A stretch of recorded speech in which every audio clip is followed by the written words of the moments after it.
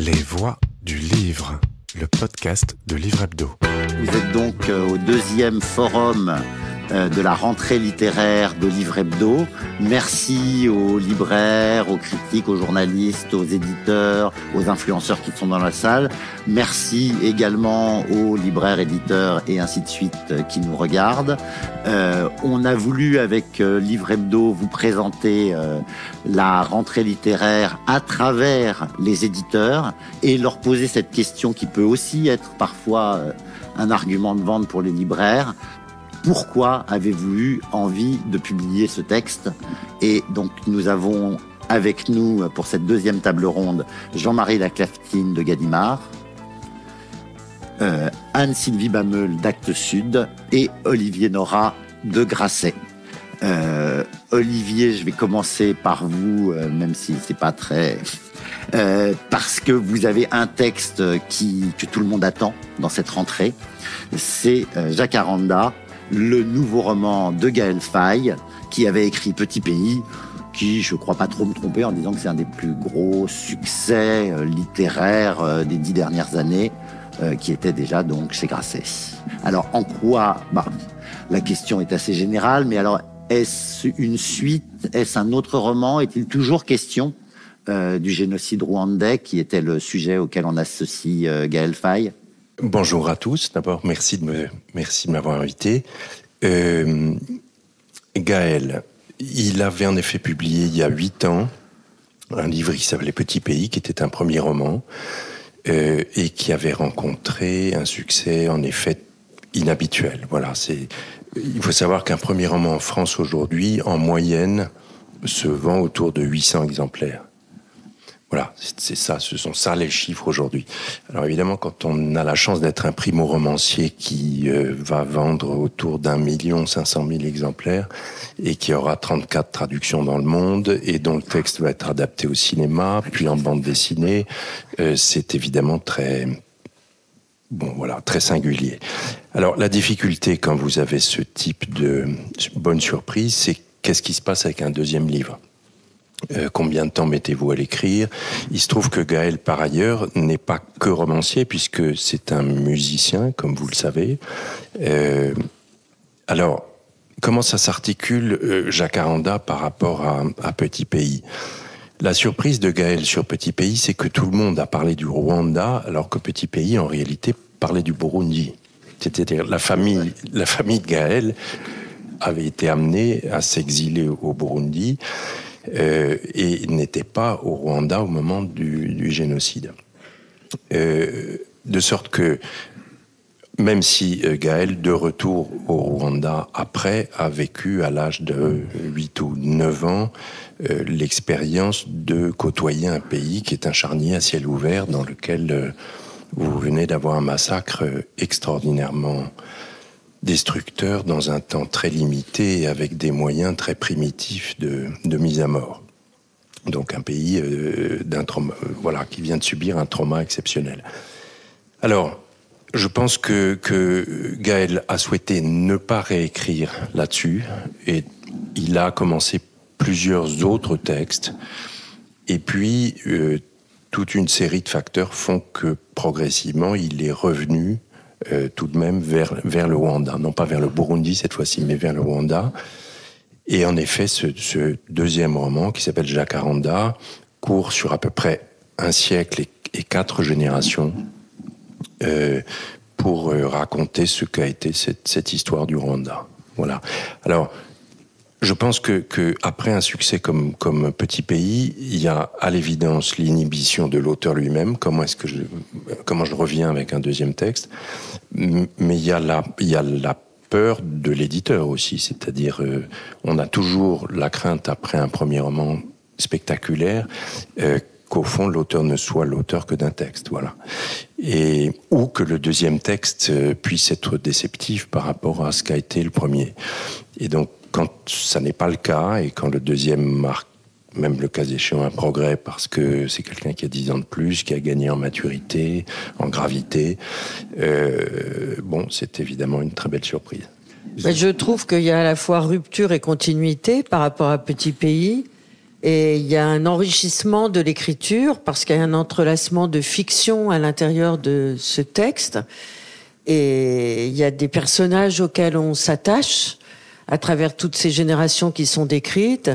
Et d'autre part, il y a un fil narratif qui permet, nous, lectrices et lecteurs, de nous installer dans un univers qui n'est pas le nôtre, un univers non occidental, où la guerre côtoie toujours l'espoir et où le paysage géographique s'unit, et ça je trouve que c'est un des talents extraordinaires de Gaël Faye, s'unit toujours à la beauté des paysages. Et le titre c'est Jacaranda. Jacaranda c'est le nom d'un arbre. Tout se passe d'ailleurs autour de cet arbre et il y a à la fois de l'espoir et il y a en même temps de la promesse et en même temps une sorte de panorama historique sur les tréfonds du mal. Donc personnellement, quand j'ai lu ce texte, j'avais beaucoup aimé Gaël Faye, le premier, Petit pays, mais celui-là, dans l'art littéraire, va peut-être encore plus loin par son audace de structure. Ça me fait plaisir. Ça me fait plaisir. Et pour répondre à la question de Jacques, ça n'est pas la suite de Petit pays, mais c'est une sorte de puzzle dans lequel des lecteurs attentifs de Petit pays retrouveront des personnages qui sont des personnages, au fond, dont le destin n'avait pas été débouclé, ou en tout cas, Gaël n'était pas arrivé au terme de ce destin. Et quand il se trouve que ce sont des personnages qui ont par ailleurs vécu un cauchemar, il y a aussi une sorte de, je crois, de devoir de mémoire dans l'esprit de Gaël, à la fois de devoir de mémoire pour des personnes qui ont vécu de premier plan une tragédie dont il n'a été lui que le témoin de deuxième main, si j'ose dire, et un devoir de transmission à l'égard de la génération qui suit, parce que ça, c'est quelque chose auquel l'auteur tient énormément. Gaël vit à Kigali aujourd'hui. Il faut savoir que c'est un pays dont les 3/4 de la population ont moins de 25 ans aujourd'hui. Oui, ça veut dire que ancien maintenant. Oui, Gaël Faye, mais ça veut dire aussi il y a une quarantaine d'années.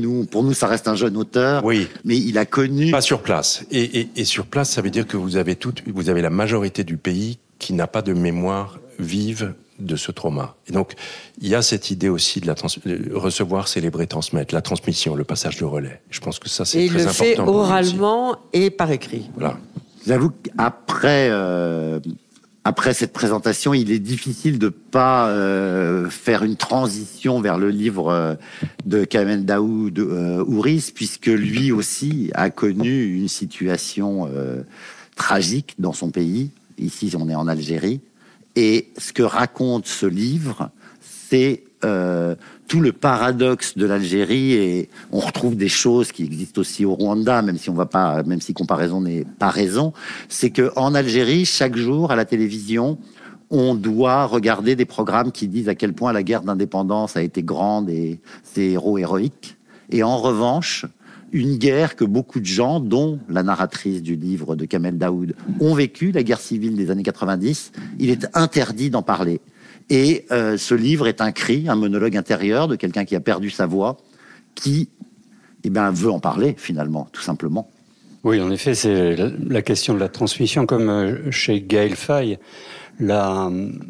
Aube, qui est une femme qui est enceinte, quand elle commence à parler, quand on commence à l'entendre parler, et on l'entend parce qu'on la lit, puisqu'elle est muette, elle a été égorgée en 1999. C'est un livre qui raconte la décennie noire, cette période d'Algérie entre 1990 et 2000, en gros, où les massacres ont été très nombreux, il y a eu 200 000 morts, et elle a réchappé un peu par miracle à l'égorgement de toute sa famille. Et elle est face à ce désir, ce besoin, cette obligation, cette mission de transmettre à la fille qui est dans son ventre.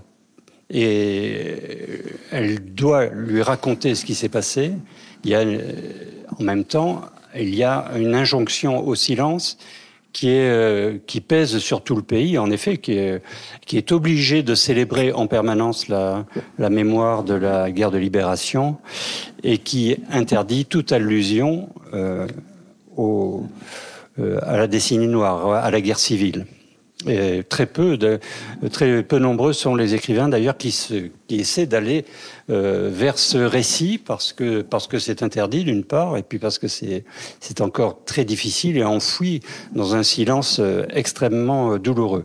Il y a eu un roman en janvier qui est paru de Amina Damerji, qui s'appelait Bientôt les vivants, et qui était une jeune femme et qui racontait, vu de la position qu'elle avait de jeune fille pendant la décennie noire, qui raconte cette période terrible. Et Kamel Daoud, lui, fait parler une femme dans ces conditions terribles parce qu'elle est face à ce dilemme. Est-ce que je garde cet enfant à qui elle s'adresse, à qui elle parle, ou est-ce que j'avorte ?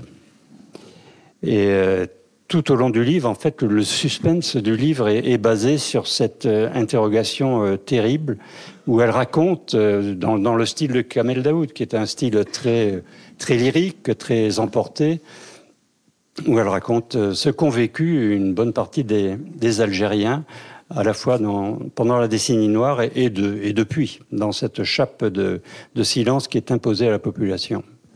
Alors, dans un genre qui peut être comparable, mais dans un sujet qui ne l'est pas, mais dans le genre confession d'une femme qui parle à partir de son intimité et de sa propre douleur. Moi, personnellement, dans La rentrée de Grasset, je ne connais pas cette autrice, elle s'appelle Doan Buis.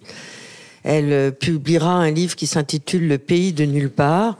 On sait que les femmes écrivaines conquièrent progressivement de nouveaux territoires d'écriture par rapport à des choses impensables, non énonçables, comme par exemple la fausse couche, la ménopause, etc.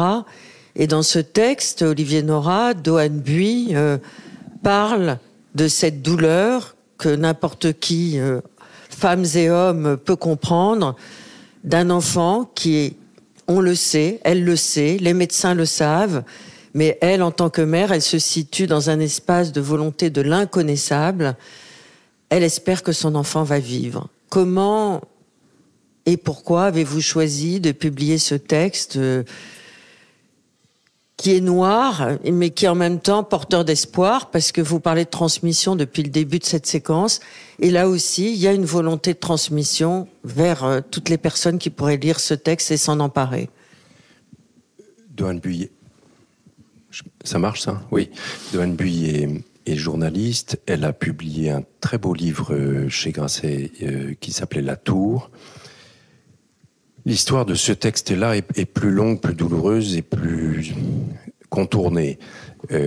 D'abord, je n'en suis pas l'éditeur à titre personnel. C'est Pauline Pérignon dans la maison qui est l'éditrice du livre.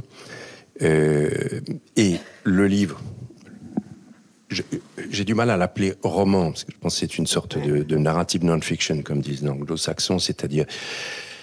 Et par parenthèse, d'ailleurs, c'est une chose assez surprenante et assez intéressante, ce qui est en train de se passer sur les contours et les frontières entre les genres qui tendent à s'estomper. C'est-à-dire, je pense que de la même manière qu'on parle de dysphorie de genre dans la société, on pourrait parler d'une dysphorie croissante de genre littéraire. Et ça, on voit venir ça beaucoup des États-Unis notamment, où vous avez au fond, entre deux couvertures de livres, des textes qui relèvent à la fois de la fiction, de l'essai, du journal, de la poésie, de l'autofiction, mais aussi de l'invention et de l'imagination, mais aussi de la critique. Bon. Et là, vous avez dans la facture de ce livre de Doan Buis, le pays de nulle part, vous avez un tout petit peu cette notion de dysphorie, c'est-à-dire c'est une expérience vécue, traumatique, épouvantable.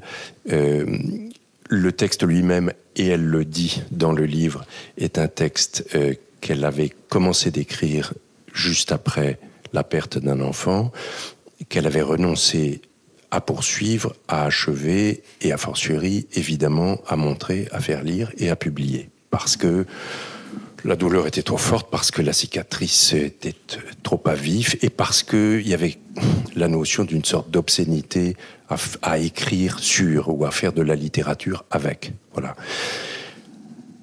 L'histoire, pour la dire vite, c'est qui est son histoire, c'est que c'est une femme qui a d'abord fait une fausse couche et puis qui, dans un enfant qui est supposé être l'enfant de l'espoir, va accoucher d'une petite fille, et cette petite fille, elle va la perdre à l'âge de 15 jours. Alors, qu'est-ce que c'est qu'un enfant qu'on perd à l'âge de 15 jours? Qu'est-ce que c'est qu'une mère qui se sent indigne de pouvoir être mère?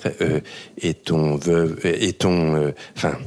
C'est quoi la perte d'un enfant? Est-ce qu'il a existé, pas existé au bout de 15 jours? Qu'est-ce que ça fait? Est-ce qu'on s'en remet? Est-ce qu'on s'en remet pas? Bon, on voit bien le tourniquet herméneutique de questions que ça peut poser. Et alors, pour traiter le sujet, il y a à la fois le récit de cette histoire, et il y a une sorte d'excursus dans la littérature et de traitement par la littérature du sujet, et notamment Le pays de nulle part, c'est Neverland, et c'est James Barrie, et c'est une interprétation qui est tout à fait étonnante de Peter Pan, mais je laisserai les lecteurs le découvrir.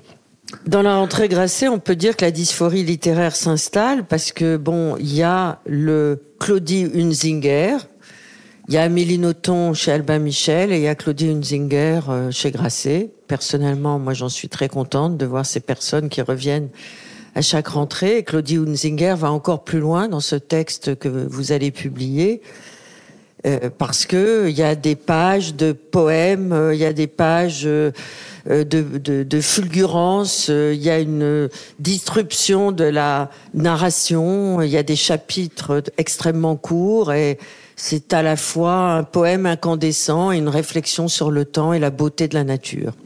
Oui. Elle va encore plus loin. Oui, c'est Claudie en liberté totale. Elle ne revient pas tous les ans. Son dernier titre était il y a 2 ans, oui. Qui avait eu le prix féminin et qui s'appelait Un chien à ma table. Et puis il y avait eu Les Grands Cerfs qui était 2 ans avant à nouveau et qui avait eu la chance d'être couronné à l'époque par le prix de décembre. Alors là, pour le dire d'un mot, parce que Claudine Singer, elle a un univers à elle, elle a une langue à elle, et elle est vraiment... On parle aujourd'hui d'écoféminisme et ça a l'air d'être une mode, sauf que elle, cette mode, elle vit dedans depuis 40 ans. Voilà, c'est quelqu'un qui s'est installé à la marge, en dehors du monde, et qui vit dans sa ferme, et qui vit au contact et dans une proximité totale avec la nature. Là, ce qui est saisissant avec ce livre, qui s'appelle « Il neige sur le pianiste », c'est qu'on est dans cet univers qui est familier pour ceux qui connaissent Claudine Singer, et puis un pianiste de renommée internationale lui rend visite. C'est un spécialiste de Bach, il lui rend visite, il se trouve qu'elle a un piano à l'étage, et à la fois les conditions météorologiques et la neige font que ce pianiste va être un peu séquestré ou enfermé là, et à la fois elle va faire en sorte qu'il reste le plus longtemps possible. Et c'est un jeu passionnant, je trouve, sur une sorte d'inversion des Belles Endormies de Kawabata. Vous vous souvenez que les Belles Endormies de Kawabata, ce sont des hommes âgés qui observent des très jeunes femmes dénudées qui dorment. Voilà, à l'époque, ça ne choquait personne, maintenant ce serait problématique. Et Claudie se dit, bon, qu'est-ce qui se passe quand c'est une femme âgée qui observe un très bel homme, beaucoup plus jeune qu'elle, et qu'est-ce qui se passe à ce moment-là? Et c'est quoi? Et est-ce que c'est si gênant que ça, et si dérangeant que ça, le désir chez une femme plus âgée? Voilà, une femme autour de 80 ans, en quoi lui serait-il interdit de désirer? Anne-Sylvie Bameul, sans transition ou avec une transition qui serait, vous avez aussi un auteur marquant dans cette rentrée, c'est Muriel Barbery, qui a toujours su justement là parler des relations entre celui qui écrit, celui qui lit. Et là, c'est très particulier puisqu'on est à l'enterrement d'un écrivain et que l'écrivain n'est pas l'écrivain puisqu'il est mort, et donc c'est le bruit de ses proches qui nous est rapporté, et c'est une manière d'aborder les questions littéraires assez originale. Absolument, on retrouve effectivement Muriel Barbery sur cette rentrée avec un ouvrage sur lequel elle est depuis longtemps dans cette écriture, et finalement qui vient sur un huis clos dans une maison au cœur de l'Aubrac, effectivement, où on célèbre les funérailles de cet écrivain.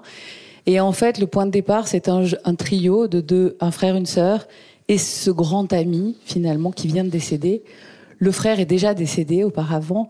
Et puis, finalement, on est autour d'elle vont venir finalement déposer des souvenirs, l'ensemble de la famille, l'ensemble des frères. Et en fait, il y a un dialogue qui tient l'ensemble du livre avec un des frères qui décide à ce moment-là de lui faire nombreuses révélations sur finalement l'amour que ces trois êtres ont eu pour eux, ce que ça représentait pour leur famille, comment l'histoire s'est écrite finalement par leur volonté, mais indépendamment d'eux aussi. Ça se passe entre Amsterdam et l'Aubrac, justement, dans cette grande maison de famille où il neige, dans cette nuit de célébration de cette mémoire de cet écrivain.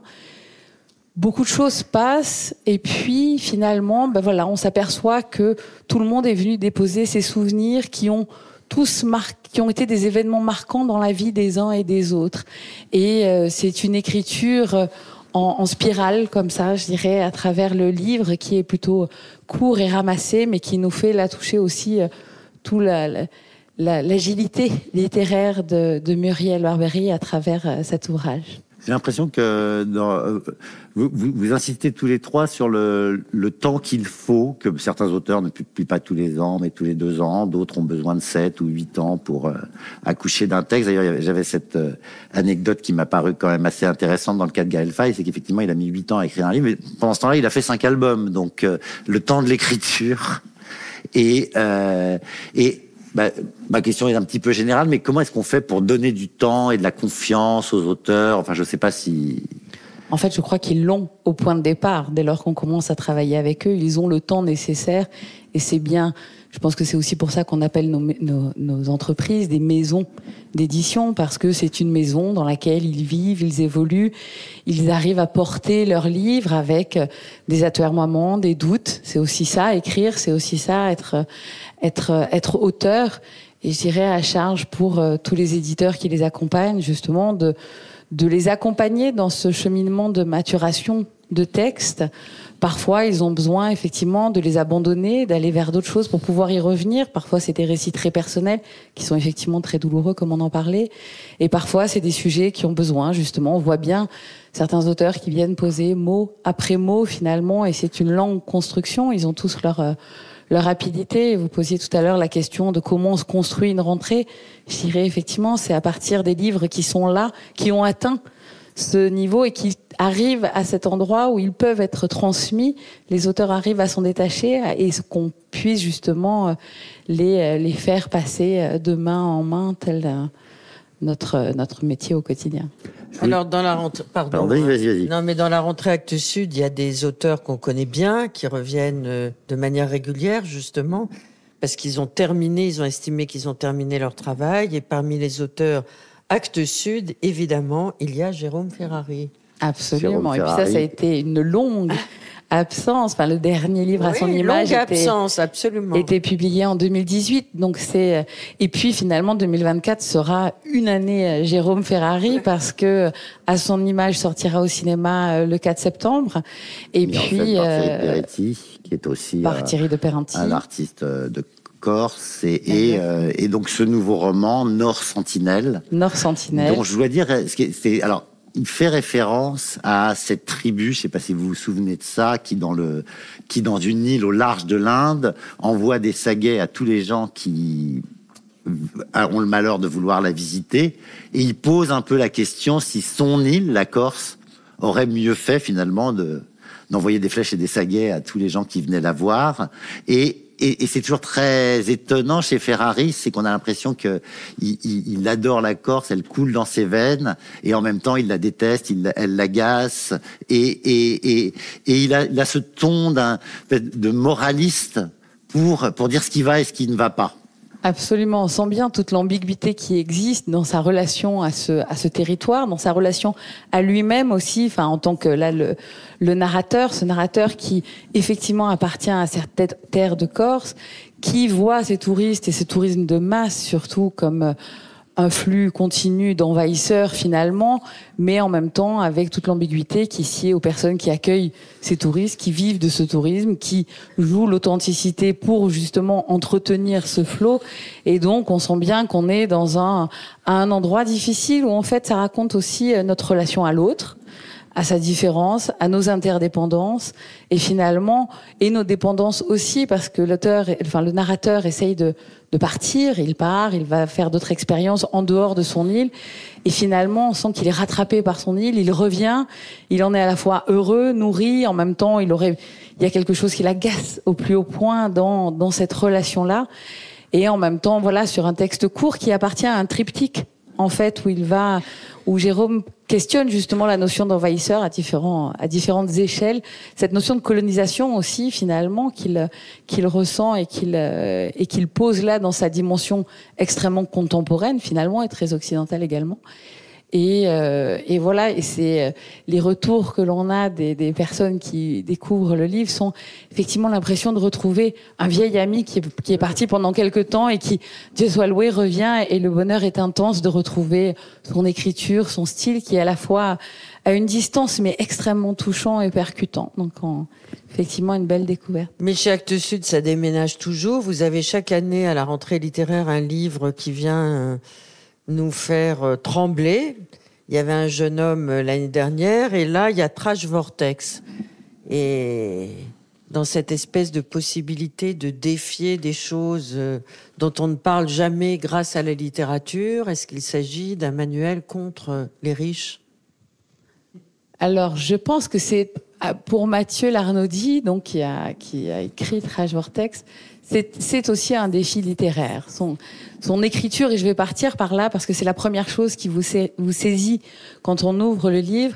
Il a une écriture comme ça où on sent bien que le courant est présent, que c'est des forces qui sont extrêmement puissantes qui vous entraînent dans le livre. Il y a une famille au cœur de cet ouvrage qui est et une femme plus particulièrement qui est au crépuscule de sa vie et qui est une richissime.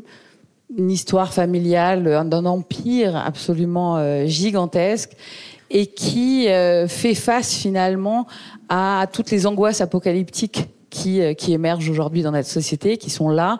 Et finalement, le point de départ, c'est comment les ultra-riches finalement s'organisent pour espérer avoir un peu d'illusion en se disant finalement les seuls qui resteront ce sont nous et donc construisons des bunkers, des villas sécurisées et donc c'est l'ultime commerce finalement de cette grande famille. Mais cette femme est aussi rattrapée par son destin personnel, par ce rapport à la famille qui est, on sent, extrêmement douloureux et qui va décider de détruire sa fortune finalement jusqu'au dernier centime pour que son nom disparaisse, son fils. Il aura quand même cette entreprise de bunker et il y a un passage absolument incroyable dans le livre où justement elle décrit quelle est l'énergie, quelle est la dynamique commerciale qui est au cœur de cette société de construction de bunkers en disant bon voilà mon fils est à l'abri, avec ça il va vivre ses meilleures années, donc on est là aussi dans une dimension cynique absolue. Mais Mathieu arrive à faire cet exploit qu'en fait il montre aussi tous les personnages qui gravitent autour de ces immenses fortunes et qui en tirent beaucoup de profit d'une manière ou d'une autre, de façon directe, indirecte. Et finalement, la plupart des personnes qu'il va faire entrer en scène, parce qu'on est un peu comme dans une pièce de théâtre, finalement, on les connaît tous un petit peu. Et à chaque fois, on a l'impression de retrouver un bout de notre vie quotidienne qui d'un coup, hop là, qui passe comme une image, qui vient s'installer, qui constitue l'ensemble de ces couches qui vont venir se superposer les unes aux autres. Et en ça, vraiment, le projet littéraire que porte Mathieu est vraiment assez incroyable, parce que c'est vraiment un livre monde. Il couvre la planète, la plupart, tous les problèmes, je dirais même, auxquels on fait face aujourd'hui. Mais voilà, c'est là la magie de la littérature, finalement, c'est qu'il nous donne à lire le monde, il nous dit ce monde, mais en nous ouvrant plusieurs portes comme ça. Oui, ce qui est très étonnant, effectivement, c'est qu'il est question des ultra-riches d'aujourd'hui, des bunkers qui se construisent en Nouvelle-Zélande, et on entre par là, puisqu'on a un personnage qui ressemble un peu, vous pouvez pas forcément le dire, mais qui ressemble un petit peu à Elon Musk, et finalement, le personnage central va plutôt être un personnage qui ressemble, mettons, à Liliane Bettencourt, qui parle beaucoup à son homme d'affaires et beaucoup à son majordome. Et quelque part, voir le cyber, le monde de demain, la fin du monde, avec ce personnage comme ça d'une très vieille bourgeoisie, c'est quelque chose de très inattendu Et alors, je vais faire une transition qui vaut ce qu'elle vaut. On parle du capitalisme final dans ce roman. Et il y a un roman chez Gallimard qui m'a beaucoup intéressé, qui s'appelle Mémoire sauvée des eaux de Nina Léger. Et alors là, c'est plutôt le début du capitalisme, puisqu'elle va nous raconter comment s'est construit la Californie suite à la découverte de l'or, en génocidant les Indiens au passage, évidemment. Et on voit l'avidité au travail, et c'était il y a 150 ans, et pourtant tout ça, 170 même, tout ça semble très actuel. Oui, Nina Léger s'intéresse beaucoup à l'histoire des villes. Elle avait écrit un roman précédemment sur Sophia Antipolis, qui est une ville qui a été créée de toutes pièces. Et je crois qu'elle avait cette phrase magnifique, je peux pas m'empêcher, qui disait le futur se démode très vite. Oui, ce qui est vrai. Et c'était quand même un roman très circonscrit, à la fois dans le temps, puisque c'est une ville qui s'est construite rapidement, et puis dans l'espace. Là, elle part en Californie, et ce qui est vraiment extraordinaire dans ce livre, c'est qu'elle trouve le souffle des grands romans américains pour nous raconter l'histoire d'une ville qui est Auroville, cette ville qui a été créée à l'endroit même où a été trouvée la première pépite au XIXe siècle et qui a déclenché la ruée vers l'or, avec tout ce que ça a eu comme conséquence à la fois sociologique, politique, civilisationnelle, génocidaire, en effet, puisque les peuples autochtones ont été littéralement exterminés comme des bêtes sauvages réellement. Et dans le roman, elle raconte l'histoire du dernier d'entre eux, celui qui a été appelé le dernier Indien sauvage, qui a réellement existé. On peut en trouver la trace dans Internet. Mais ça n'est pas le personnage central. Les personnages du roman sont féminins. Le personnage central, c'est une jeune femme, Théa, qui arrive en Californie, à Auroville, pour étudier les conséquences dramatiques du réchauffement climatique sur les saumons. Elle est biologiste, en fait. Et elle s'installe dans un appartement avec deux autres jeunes femmes à Auroville, qui ne sont pas du tout dans la même partie, mais notamment une jeune femme qui s'appelle Suzanne et qui, elle, est une descendante des tribus autochtones et qui a un point de vue extrêmement particulier, personnel et radical sur l'histoire de l'Amérique, dont il est question, en fait, dans le livre, à travers ces trois jeunes femmes. Et il y a une autre femme qui compte beaucoup, qui est la grand-mère de Théa, qui s'appelle Ursula, et en réalité, c'est une personne qui a vraiment existé, c'est une romancière qui, dans ma jeunesse, a beaucoup compté. C'était Ursula Le Guin, qui était très à la mode dans les années 70. C'était une des rares femmes à écrire des romans de science-fiction. Elle était très appréciée à la fois pour le côté complètement fou de ses romans et son côté très contestataire, très, très anarchiste. Et donc, le roman est constitué à la fois de l'histoire de cette Californie depuis le moment où a été trouvée par un orpailleur solitaire la première pépite. Donc ça, c'est un premier fil du roman qui nous montre de façon un peu à la Sandrard la construction d'un monde, d'une civilisation autour de la rivière, qui est un personnage central également. Le deuxième axe, c'est la vie, la cohabitation des trois jeunes femmes dans un appartement à Auroville, et des discussions très enflammées et aussi des relations amoureuses qu'il peut y avoir entre elles. Et puis un troisième fil, c'est la conversation que Théa, le personnage central, a avec sa grand-mère Ursula. Conversation par mail, par message téléphonique. Et dans cette conversation intervient l'histoire des parents d'Ursula Le Guin, qui étaient des anthropologues, qui ont recueilli le dernier Indien sauvage qui a été trouvé en train de fouiller des poubelles, parce qu'ils étaient vraiment exterminés. Et lui, pendant 10 ans, il a vécu en essayant de se cacher et de se nourrir comme il pouvait. On l'a retrouvé, et un couple d'anthropologues, qui étaient les parents d'Ursula Le Guin, l'ont recueilli, l'ont installé dans un musée, ou avec un petit logement, et un peu pour réparer peut-être la faute des Blancs par rapport aux peuples autochtones, lui ont fait bénéficier de tous les bienfaits de leur civilisation. Ils l'ont habillé comme un pingouin, ils l'ont amené au théâtre. ils en ont fait un objet d'attraction parce qu'il attirait les foules en montrant son art du tir à l'arc, de la chasse, de la pêche, etc. Et dans ce roman, c'est un roman extrêmement vivant, foisonnant, spectaculaire et passionnant sur notre histoire, sur l'histoire de l'Amérique moderne et donc de notre civilisation occidentale dans un climat de réchauffement climatique qui a des conséquences tout à fait directes sur les paysages californiens. C'est un roman puissant, je pense que ça sera une des révélations de la rentrée. Je crois que c'est son 3e texte. Oui. Nina Léger, il va falloir compter avec elle, mais chez Gallimard, les filles se portent pas mal, parce qu'il y a Carole Martinez et Mélisse de Kerangal aussi, ça fait quand même... Oui.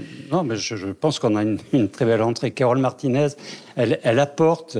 tout à l'heure, Olivier disait que les frontières entre les genres sont en train d'être bousculées, traversées, que les livres contiennent à la fois de la fiction, de l'autofiction, du documentaire, de la philosophie, du questionnement politique. Et en effet, c'est vrai qu'on assiste à ça.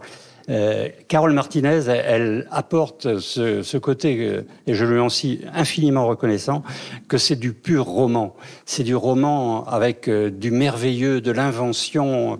C'est vraiment extraordinaire, cette capacité qu'elle a de faire intervenir les rêves dans l'écriture et dans l'histoire, et de nous emporter au fil d'un récit qui est réellement palpitant. Je ne peux pas le raconter en entier, mais c'est l'histoire d'une femme qui part s'isoler complètement à la campagne. On l'a vu dans la première scène du livre, accoucher. C'est une scène d'accouchement qui est très longue et qui est extraordinaire et qui se termine par... Elle adore ça, Martinez. Oui, elle questionne beaucoup la féminité. Mais là, l'accouchement se termine non pas par l'expulsion d'un enfant, mais par l'expulsion d'un vol d'oies sauvages. Et ensuite, on retrouve cette femme isolée dans la Camargue avec sa fille. Elle a fui la violence de son mari. Elle s'installe dans un coin qui est une zone blanche où le téléphone ne capte pas.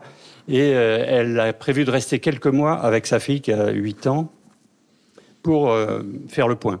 Et là, il se passe quelque chose de formidable, de très puissant entre la mère et la fille. Un rapport d'union qui est célébré de façon très, très charnelle par Carole Martinez. Un rapport avec la nature aussi qui est tout à fait nouveau pour ces deux femmes. Ça, c'est le contexte. Mais il va se passer quelque chose qui est vraiment la base du livre. Une nuit, Lucie, la petite fille, à 1h du matin, se met à hurler. Il faut dire que Eva, sa mère, est une spécialiste du sommeil, elle est neurobiologiste.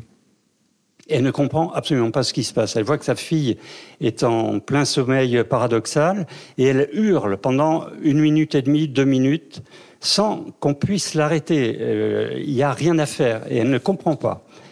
Et le lendemain, elle va comprendre, au bout d'une minute et demie, 2 minutes, ça s'arrête. Et grâce à un voisin lointain qui les protège un peu, elle comprend que ce phénomène n'a pas été isolé. Qu'au même moment, tous les enfants qui étaient placés sur le même méridien se sont mis à hurler au même moment. Et au fur et à mesure que la Terre tournait, le méridien se déplaçait et tous les enfants qui étaient sous ce méridien se mettaient à hurler pendant 1 minute et demie. Et il va se passer d'autres phénomènes comme ça. Alors les dirigeants, les scientifiques, tout le monde s'interroge sur le phénomène. Qu'est-ce qui se passe ? Et comment peut-on... parce qu'on s'aperçoit que ça a des conséquences physiques sur les enfants un peu inquiétantes. Et on a peur que le phénomène se renouvelle. Il va se renouveler sous une autre forme et à diverses reprises, puisqu'en réalité, ce sont les 10 plaies d'Égypte qui se reproduisent dans ce qu'elles ont de terrible, de dramatique et de légendaire, comme si la nature essayait, à travers les rêves des enfants, de communiquer un message à l'humanité. Alors, je ne raconte pas la suite, mais c'est magnifique. Donc le nouveau roman de Mélisse de Kerangal, dans lequel elle raconte sa jeunesse au Havre. Elle raconte pas sa jeunesse, ce n'est pas un roman autobiographique. Non, pas que, voilà. pardon, je suis un peu tout bouleversé là tout à coup. Un personnage de femme, elle raconte, c'est une femme qui a grandi au Havre et qui a connu au Havre une histoire d'amour extrêmement forte. Elle avait 16 ans, elle a connu un type qui avait 20 ans et qui l'a, comme on dit aujourd'hui, ghosté. Et il a totalement disparu de sa vie, ça l'a beaucoup blessée. Et elle revient au Havre dans des circonstances très particulières, parce qu'elle est appelée par un policier un jour qui lui dit on a trouvé un homme mort sur la plage, il faut que vous veniez l'identifier. Il y avait dans sa poche un billet de cinéma avec votre numéro de téléphone. Et donc elle revient au Havre pour identifier cet homme qui est méconnaissable, qu'elle ne reconnaît pas, et elle ne sait pas qui c'est. Et en même temps, elle marche dans cette ville qu'elle a très bien connue, qui a une présence extraordinaire, qui a été détruite à 95% pendant la guerre. Elle le répète souvent. Et cette histoire de la reconnaissance et de la renaissance est vraiment au centre du roman, à travers ce personnage de femme qui erre dans une ville qu'elle aime et qui la repousse parce qu'il fait très mauvais. Elle va aller se promener sur la digue, elle va prendre une vague dans la figure, être complètement trempée. Justement, c'est l'occasion de donner le titre. Donc le livre s'appelle Jour de ressac et donc voilà. Oui, parce que c'est Jour de ressac, c'est le ressac à la fois la mer qui est très présente au Havre, dans cette ville si particulière dans son architecture et la pensée qui l'a fait renaître, et le ressac de la mémoire, de la façon dont nous vivons avec nos souvenirs, avec notre mémoire et la façon dont nous sommes travaillés en permanence comme les galets de la plage où l'on a trouvé ce cadavre. Olivier, je voulais vous faire parler un petit peu de Mésopotamia d'Olivier Guèze. Faire une transition avec ce qui vient d'être dit, ça va pas être évident. Et en même temps, ça fait partie de ces livres, et vous en parliez tout à l'heure, qui à une époque, on se serait dit, alors est-ce qu'on faut faire un essai, est-ce qu'il faut faire un roman? Et là, on a un peu les deux, puisque c'est l'histoire, moi je la connaissais pas du tout, de Gertrude Bell, qui était l'amie de Laurence d'Arabie, et donc on a forcément les images dans la tête. Et je dirais un petit peu que pendant que Laurence d'Arabie, j'allais dire faisait Mumus dans le désert, c'est peut-être un peu exagéré. Elle, pendant ce temps-là, rencontrait le vice-roi des Indes, le Shah d'Iran, le gouvernement anglais, les tribus, pour, avec des ciseaux, tracer des pays qu'on appellerait la Jordanie, l'Irak, qui correspondaient à pas grand-chose et qui nous occupent encore beaucoup aujourd'hui. Donc, ils correspondaient bien à quelque chose, finalement. Oui, donc là aussi, 7 ans de travail pour Olivier Guèze, puisque son dernier livre s'appelait La disparition de Joseph Mengele, qui est un livre très fort, qui avait là aussi été couronné par le prix Renaudot, avait beaucoup vendu, été traduit en 28 langues et est en train d'être adapté par Serebrennikov au cinéma en ce moment. Voilà, le film vient d'être tourné.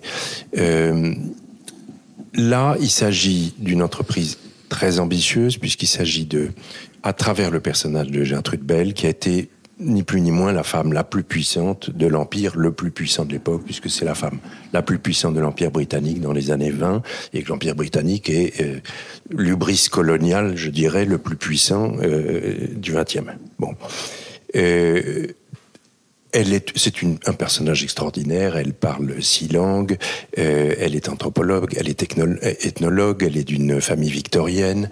On peut pas dire, en revanche, que la vie privée soit très agréable pour elle, ni très épanouissante, parce que là aussi c'est un roman, donc on va avoir aussi ces histoires d'amour malheureuses. Mais en tout état de cause, ce qui est intéressant, c'est en effet que ça recoupe à peu près toute l'histoire de la première mondialisation, les effets de la Première Guerre mondiale, puisqu'on a déjà les puissances qui sont en train de se battre pour quelque chose qui commence d'être identifié comme la source de la richesse et du développement industriel, c'est-à-dire le pétrole, et qu'on va avoir l'Allemagne, l'Angleterre, la France, qui vont s'opposer sur ce terrain, bientôt les États-Unis également, et cette femme est la plus puissante de l'Empire britannique. Elle est amie de Laurence d'Arabie. On a aussi des personnages qui évoluent dans le même paysage, notamment le jeune Churchill qui est ministre des colonies à l'époque, et qui n'est pas le Churchill qu'on connaîtra plus tard. Vous verrez pourquoi et comment. Alors, Gazi, il a essayé de restituer ce que c'était que ce désert, les couleurs, les odeurs, la sensualité, la dureté aussi. Il y a beaucoup de conflits, il y a beaucoup de guerres, mais il y a surtout l'arbitraire de cette hubris coloniale qui va en effet dessiner dans le sable du désert des pays, donc dans cette Mésopotamie entre le Tigre et l'Euphrate, dans cette immense plaine, va dessiner notamment ce qui deviendra les frontières de l'Irak contemporain. Et alors là où c'est passionnant, c'est qu'on a les prodromes de tout ce qui est en train de nous agiter aujourd'hui dans la géopolitique mondiale, puisque on voit à quel point le fait d'avoir dessiné ces frontières de manière arbitraire, d'avoir nommé à la tête de ces pays qu'on vient de créer des personnes halogènes qui n'avaient pas de légitimité à en prendre la gouvernance, d'avoir refusé notamment l'indépendance de ce qui allait ou pouvait devenir le Kurdistan à l'époque.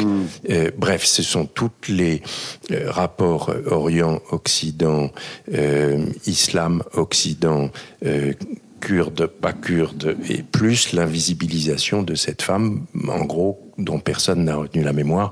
Il est faux de dire personne, parce que dans la culture anglo-saxonne, elle existe assez fortement. Enfin, voilà, on peut pas dire que ce soit un personnage de premier plan dans la mémoire collective universelle.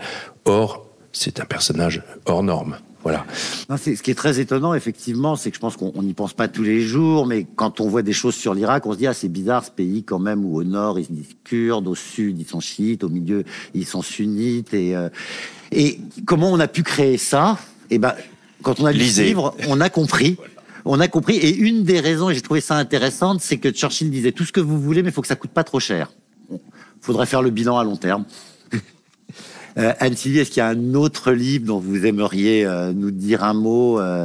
Pardon, c'est un peu à brûle-pourpoint comme question, mais... J'ai vraiment envie de vous parler de ce livre d'Isabelle Pandazopoulos. Et oui, d'ailleurs, je l'avais préparé, j'avais oublié que je l'avais préparé. Les 7 maisons d'Anna Freud, voilà. C'est vrai que c'est extrêmement tentant, je vous en prie. Les 7 maisons d'Anna Freud. Et Isabelle Pandazopoulos, en fait, c'est son premier roman pour adultes, entre guillemets, parce qu'elle a écrit beaucoup pour la jeunesse, donc elle est déjà bien connue des libraires. Mais elle a rencontré, Isabelle, dans sa vie professionnelle, a accompagné beaucoup d'enfants dans des systèmes, on va dire, parallèles à l'éducation nationale, des enfants en difficulté, des enfants différents, etc. Et finalement, dans son parcours professionnel, elle rencontre Anna Freud, qui est effectivement la fille de Sigmund Freud, et se met à chercher sur cette femme, savoir qui elle était. Et née de ses recherches, et c'est là où on parle justement de ces écritures qui sont particulières. En fait, finalement, toutes les écritures sont extrêmement nourries. Après, effectivement, l'objet littéraire qui en ressort peut prendre des formes extrêmement variées. Et en l'occurrence, là, c'est un roman qui, au point de départ, la famille Freud a dû quitter l'Autriche, s'est installée à Londres, dans une maison. On est pendant la guerre et Anna Freud, en fait, est extrêmement malade. Elle va mourir. Et sa mère, qui ne l'a jamais aimée, c'est clairement posé comme point de départ, décide quand même de faire venir une jeune femme pour déjouer la mort. C'est-à-dire faire en sorte que la mort croit que cette jeune femme est finalement Anna Freud et choisissent plutôt cette jeune femme. Enfin bon, ça c'est ce point de départ. Et en fait, s'ensuit un récit sous forme de spirale, comme ça, de la vie d'Anna Freud, où on voit tour à tour, on a une saga familiale. C'est quand même Freud qui est là, c'est le démarrage de la psychanalyse. Anna Freud va faire le même chemin que lui. Elle est psychanalysée par son père, ce qui est loin d'être anodin. En même temps, c'est une enfant, c'est la dernière. Elle est peu désirée, finalement, ni par son père, ni par sa mère. Elle est un objet de curiosité, finalement. Elle a toujours une place un peu en marge. Finalement, elle va épouser la psychanalyse. Donc, on a une petite histoire de la psychanalyse qui se déroule aussi au fil de cette histoire. Et c'est le cheminement de cette jeune femme qui naît dans une époque où on n'accompagne pas les femmes pour qu'elles deviennent, pour qu'elles prennent leur place. Et pourtant, elle va la chercher, elle va la conquérir. Elle passe devant un jury de psychanalystes pour justement obtenir cette charge finalement et cette reconnaissance qu'elle obtient. Et en même temps, on sent qu'à chaque fois, elle va jamais aller trop loin dans la quête de reconnaissance pour pas faire de l'ombre à son père. Et on voit aussi ce personnage d'enfant à cet état-là de son existence, qui finalement a un amour en toutes circonstances démesuré, comme tous les enfants, pour leurs parents, mais malgré tout qui vont les protéger coûte que coûte avec leurs moyens d'enfant aussi. Et dans cette relation que l'on sent entre la fille finalement et ce père imposant, très présent, très manipulateur aussi dans cette façon, mais c'est aussi toute une époque qui est décrite. Enfin, voilà, on a vraiment un roman qui s'écrit en spirale dans ces moments de vie qui vont être racontés petit à petit au fil du livre, et on découvre ce personnage absolument médusé d'Anna Freud. Et effectivement, aujourd'hui, c'est certainement le roman de la rentrée littéraire qui a suscité le plus de curiosité, de plus d'allons, plus de retours très positifs sur l'idée de découvrir à la fois ce personnage qui résonne aussi très fortement dans notre époque aujourd'hui, et cette écriture d'Isabelle Pandazopoulos. Ce qui est étonnant, c'est qu'on a l'impression, quand vous nous racontez ce livre, que c'est un roman qui répond à toutes les questions qu'on se pose sur la psychanalyse, voire à lire avant de choisir un psychanalyste. Possiblement. En fait, ce qui est là aussi, on n'est pas du tout dans la biographie. Ça s'écrit pas comme une biographie. C'est vraiment, elle est dans un roman. Elle a un processus narratif qui est très spécifique, mais elle va venir justement sur cette petite histoire de la psychanalyse par des éclairages qui montrent justement à chaque fois cette mise à distance, comment elle a formé énormément de femmes justement dans cet accompagnement des enfants. Isabelle raconte cette scène où elle va travailler avec un groupe d'enfants qui sont revenus de Térésine, qui ont survécu parce qu'ils étaient tous les 6 extrêmement soudés.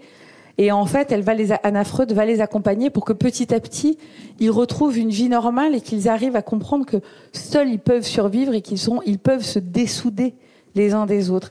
Et c'est extrêmement puissant dans sa façon de rentrer dans les personnages, montrer où sont les failles, ou en tout cas les points d'accroche qu'ont pris chaque enfant pour arriver à se construire, et comment à un moment donné, ces béquilles, je dirais, ont besoin d'être lâchées pour pouvoir prendre un chemin d'autonomie. C'est extrêmement touchant.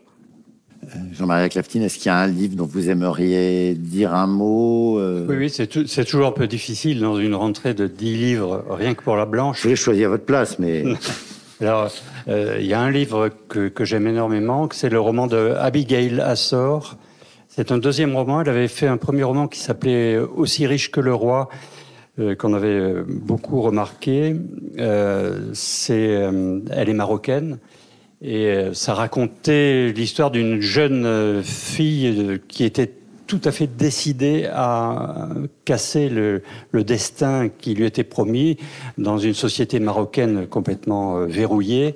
Et donc elle était prête à utiliser tous les moyens pour réussir. Et c'était d'une drôlerie, d'une férocité et d'une lucidité, d'une justesse tout à fait réjouissante.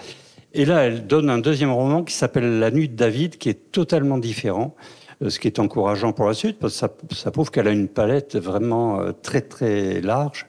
C'est un roman poétique qui se passe en France et qui est l'histoire d'une relation fusionnelle entre un frère et une sœur. Ils sont jumeaux. Le frère est un garçon que tous les adultes trouvent pas normal, bizarre. Il fait des fugues sans arrêt. Ils ont une dizaine d'années. Il fait des crises de colère, d'agressivité tout à fait étonnantes, inquiétantes, et qui développe chez la mère notamment une volonté de rejet de cet enfant. Alors que la sœur essaie de le protéger, et elle forme avec lui un tandem absolument indestructible et contre le monde des adultes. Elle le suit dans ses projets fous, notamment il a un projet de réaliser quelque chose une nuit, je n'en dis pas plus, qui est quelque chose de dangereux, d'incompréhensible. Et il s'appelle David, elle s'appelle Olive. Et Olive le couvre autant que possible jusqu'à un événement qui les séparera à jamais. Rappelez-moi le titre de... Ça s'appelle La nuit de David. Et l'auteur s'appelle Abigail Assor. Elinora, je vais vous redonner la parole parce que je vous ai un peu imposé votre livre préféré à la fin, donc je peux quand même vous laisser en choisir un dans la rentrée qu'on n'aurait pas cité. Moi, je suis comme Jean-Marie, moi je préfère chacun de mes enfants, donc pour des raisons différentes. Certains s'en sont sortis en parlant de leur roman étranger, mais ça, je dis ça, oui, c'est non, comme, non, c'est comme, c'est comme on veut. Il y a à veut. l'évidence un titre sur lequel je cherche à vous mettre en garde. Ne le commencez pas parce que vous ne pourrez plus le lâcher. C'est le Colm Tóibín. Colm Tóibín, bon, il est très connu. Son dernier titre était le Magicien, vous vous souvenez. Mais là, on est sur le versant le plus romanesque de Colm Tóibín et non pas le versant des biographies romancées.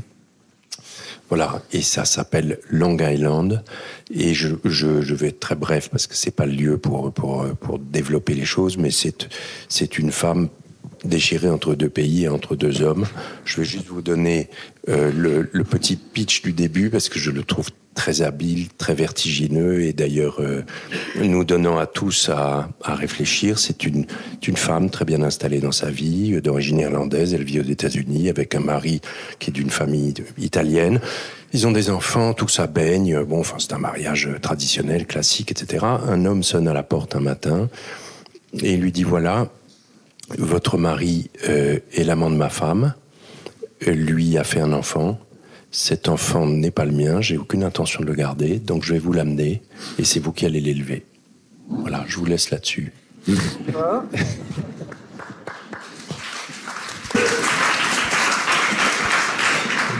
Merci beaucoup pour ces échanges. On se retrouve dans 1 heure, 1 heure et demie, plutôt 1 heure, et avec d'autres éditeurs. Et merci beaucoup et à tout à l'heure.